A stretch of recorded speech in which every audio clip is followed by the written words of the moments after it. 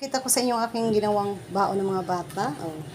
Ayan guys, hindi puro puro karne. Ayan. Gawa tayo ng kakaiba. Gustong-gusto naman nila yung mga ganyan guys, yung mga luto ko, mga twist na Ayan, bis patatas ang gagawin natin ngayon. Walang patatas, so kamuting violet na lang ang ginawa natin with okra. Kasi yung okra na yan, na-harvest natin yan kagahapon ng umaga. Sayang naman kung hindi natin siya lutuin. So, ihinalo ko dito sa ating sweet potato na violet. Ayan guys, yung result niya. Lagyan natin ng harina, konting flour. Yan. Bukas guys, ang iano ko dyan, butter, pipirito.